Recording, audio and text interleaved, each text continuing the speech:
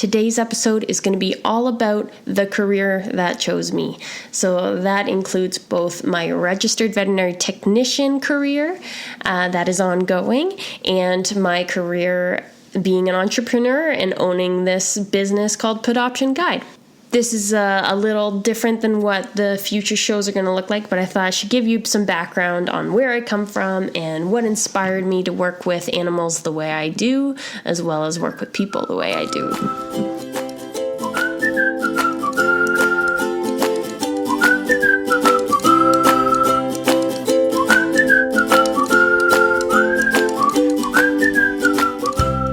Welcome to the very first Pawdoption Guide Podcast episode.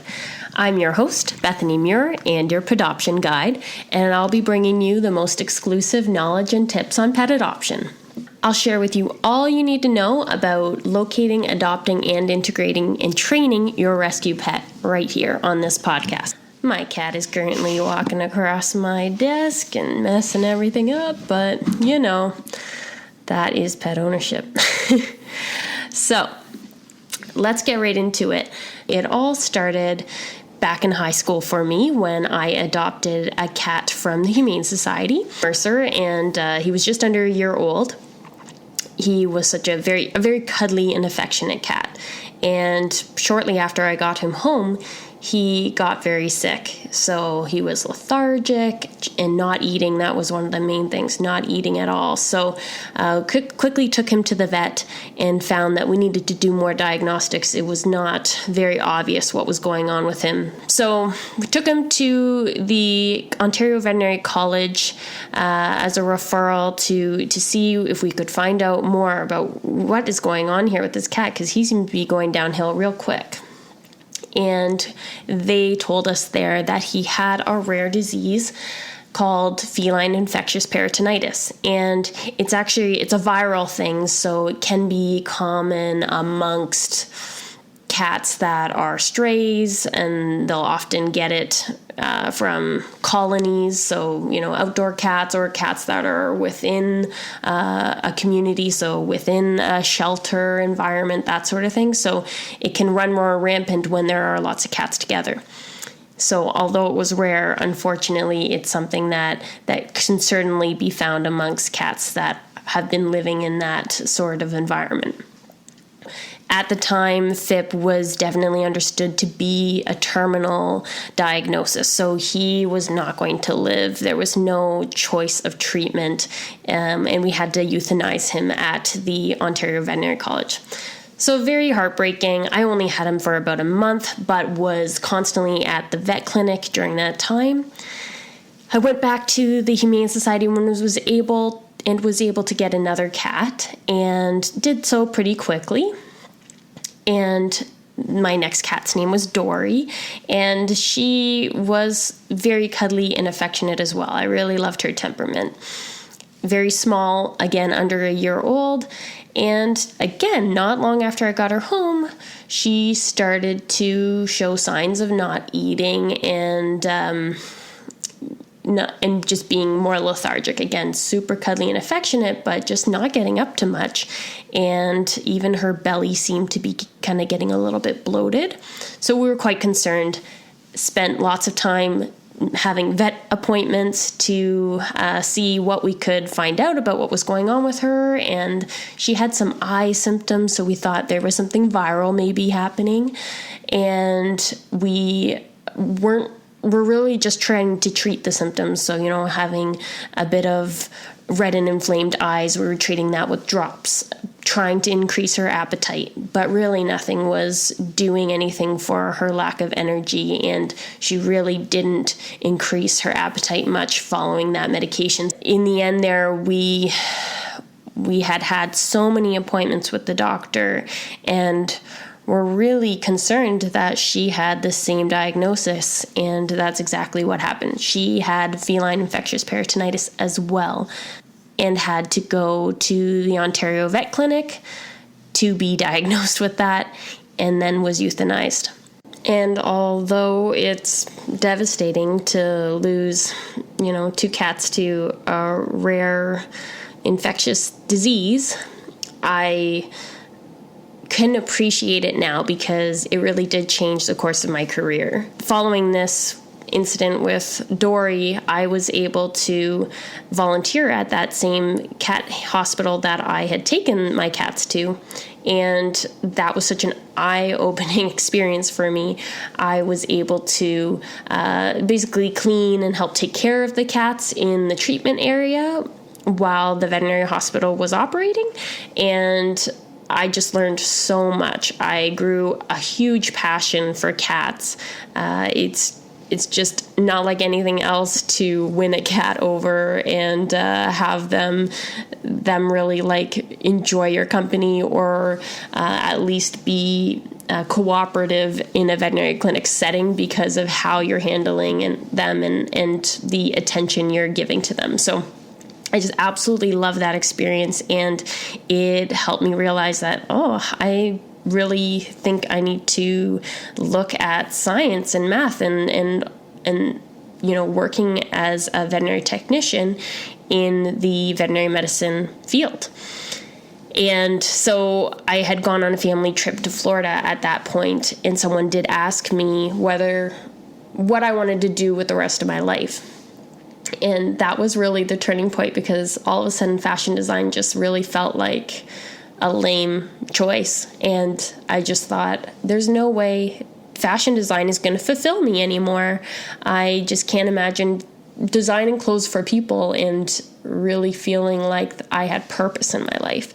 So I decided to go to an adult learning center in order to upgrade my math and science, because I had just finished high school. And I did so that I could then apply to veterinary technician programs. And I ended up choosing to go to Northern College for their 2-year diploma program, and really, really enjoyed living away from home and getting to do that. And amidst that volunteer experience, I had adopted another cat from the vet clinic. Specifically, someone had brought in a stray cat from downtown Kitchener, and it was a tortie, and she thought, this would be the perfect cat for you. It's over a year, and cats that have FIP often show signs and symptoms before they're 1 year old. So that would likely make me feel more relaxed about getting another cat. And she was really lovely. So I took her home, and she ended up being an indoor-outdoor cat because she was quite the sassy cat. She would kind of like sit behind us on the couch and attack our heads if she hadn't gotten enough exercise or outdoor time that day. So we decided that was the best way for us to coexist. And she was super cuddly and affectionate otherwise when she had that outdoor time. So yeah, she was a great cat, and I had only had her about a year when I went away to school. And because of my living situation, I did not take her with me. She stayed at home, and until I was going to be done school to take her on again for myself.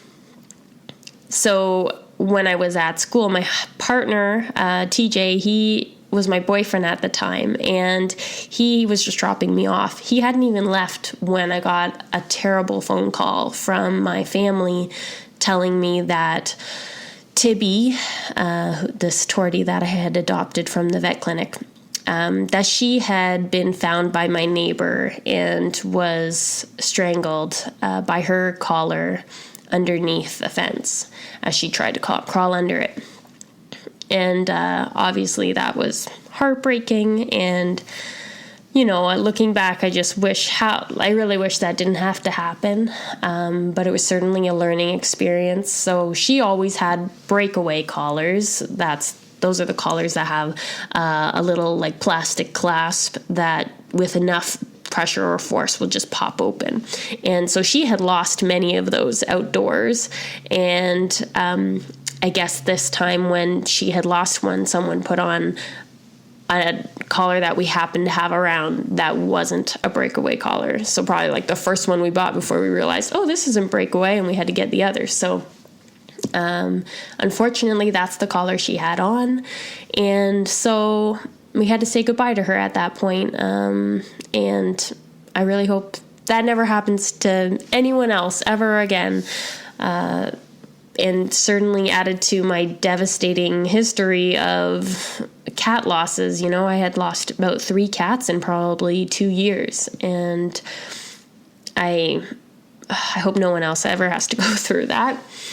So it certainly made for a hard start to my veterinary technician program, because everyone else, as I was meeting them for the first time, was talking about their pets at home, and I had just lost mine. So it made it hard, but I actually was in the right place. I could feel it. I never enjoyed school up until that point. And so when all of a sudden I was really, really keen on everything I was learning, I was just like, wow, this is meant to be. I am in the right place. This is what I'm passionate about. So I spent 2 years at Northern College, and while I was there, I had a co-op that was back here in KW, and was at an animal hospital that ended up hiring me on from that co-op position. So I had a job ready and waiting for me when I got out of my program, and I worked at that animal hospital for 9+ years. I'm still there right now. Currently on mat leave, but I'm so fortunate to have found this clinic that I could spend such a long part of my career at. So I have spent a lot of time as a registered vet tech at an animal hospital for small animals, companion animals, and I noticed during that time that I had really keen interest on animal behavior, as well as rescue animals. So anyone who came in with a rescue dog or cat from a shelter, I just had a particular interest in them. And where did you get your dog? And how did you know this is what you wanted to get? And all that. And I think I just had an extra interest because I had only ever had rescue pets. I hadn't ever had that dog from a breeder. The dogs I had had in my family, there were beagles, and they were just rehomed or from a shelter. So I had a particular interest in that. I could tell right away. And also, as a registered vet tech, you just become this animal go-to person for your friends and family. So everyone's always asking you things. And I realized I liked handling those conversations, and in particular, I liked helping people with rescue pets. So I actually helped my partner's aunt rescue a cat from a pet store. I just was like, oh man, I really like this cat. We met at the pet store the other day, and then she's like, oh, I might be interested. And I was like, well, let's go right now. And we went, we visited it, and it just seemed like a fantastic cat. And she took that cat home. And then my family was looking to gift a cat to a nursing home that my grandma had been at up until her death. And they were looking for a cat, and that was one of their suggestions as to how we could help the nursing home. So I went out and searched for the perfect cat for this nursing home, and found it at an animal rescue in Guelph, and hooked them up and helped make sure that the transition was good and see that they had all the things they needed to make that cat comfortable. And that was another experience before I even started Pawdoption Guide that really led me to go, I think I have a knack for this. I think I really like connecting people with rescue pets, and I have a knack for knowing what suits them, what fits their needs, and what's not too much for them to take on, that sort of thing. And that was where Pawdoption Guide was born, this little seed in my head of maybe I could help someone one day actually adopt a dog, and maybe they could pay me to do that. So the next part of this is that how did that seed get planted and nurtured? I was on maternity leave with my first child, and when you're on mat leave, I think a lot of moms find that they need something to fulfill their brain. I just felt like there would be nights where I'd try to go to bed and I just couldn't sleep because I hadn't worked my brain enough that day. You're physically tired in that, but if you're not reading, you're not doing things like to learn, you just feel a little stagnant. And so for me, I needed something. And that's when I was talking with a friend who was like, hey, what's your, long-term career goals? Do you have any like dreams or passion projects you'd like to do or pursue? And I was like, well, and this thing that I had never given life to, because it was really all inside my head and I had never told anyone. All of a sudden I shared that I think it would be pretty cool to help people adopt pets, and would be a really neat way to encourage more people to adopt pets, because pet adoption can be kind of inaccessible at times. So make it more accessible for people so that they know where to go to find pets that need homes, and then also how to go about doing it and how to make sure you're doing it in a way that's going to make you happy in the end. You're going to find the right pet for you because you took the time and did the work to make sure you guys are compatible. You and this pet that you adopted are compatible. So that me telling this friend about that dream all of a sudden made it a reality. And I was like, whoa, now that I've given life to this, but just by saying it out loud, I actually have to do something about it now. And I knew that vet techs don't often have long careers. At one point in time, the average career of a vet tech was like 5 years, which was crazy. And I was past that at that point I think I was about that or past that with my first child on mat leave. So I knew that it was likely that I would need another career further down the road, but I didn't know how far down the road. So I started to actually think about how that would work if I helped people, and what that would cost, and what the breakdown of that would be. And then I created Pawdoption Guide, and that was about 2.5 years ago now, and I have served quite a few clients and been able to really help them with the entire process. So I would say having a particular affinity for helping them after they get the pet, and in terms of integration and really bringing knowledge to them about how to train them appropriately, and how to deal with their special behaviors that they come with following another transition period. So sometimes it's, housebreaking, and sometimes it's barking or, nervous or shy behavior, just such a variety of things you can deal with when you bring your rescue pet home. And I, having had 2 rescue dogs of my own amidst my career as a vet tech, I started to really learn a lot about what that process was like, and thought this is definitely information that I can pass along. And I've done so much research for my own rescue pets. I know that I have a lot to give to people who are getting their own rescue pet.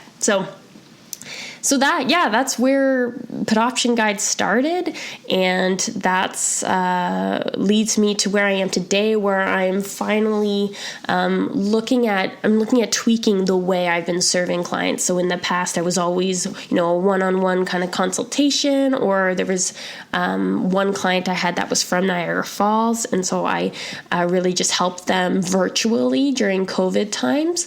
But I realized that it could all be done virtually, and it could save us all a lot more time if they just had the resources ready for them, and I'm not feeding the information bit by bit as they go through the process, but it's all there, categorized and ready for them as they are going through the process to basically self-serve. And so that's why I am currently working on the Pawdoption Guide membership experience, and looking to bring that to everyone in January. So Stay tuned, and if you are looking for an animal in Southern Ontario, just head on down to the show notes and you'll find a link to join my membership waitlist so that you'll be the first to know when I am ready and launching my membership. This is not what you can expect to get from a podcast. This was a lot of personal stuff. I just wanted to share where I came from because it's such a unique position. It's such a unique career for me to be in, and a lot of people just have no idea what brings someone there. I don't know anyone else that does what I do with Pawdoption Guide, so that was really something I created out of thin air because I saw a need for it. And so that's why I wanted to start with just this, let's get to know me, and from here on, what you can expect is that I'll be delivering you a podcast episode every week or every other week, and those episodes will always fit into one of the categories surrounding pet adoption. So either locating your pet, adopting your pet, or integrating and training your rescue pet, and some pet ownership topics within that are applicable. So I really hoped you enjoyed my very first Pawdoption Guide podcast, and I hope you'll listen to the next one. If you enjoyed this podcast, please make sure to give it a review on whatever podcasting platform you're listening to it on. I'd really appreciate that. And if you'd love to learn more about me, you should head on over to my Instagram, where I'm most active, or my Facebook page at Pawdoption Guide. Thanks for joining me today, and I can't wait to be here with you again next week.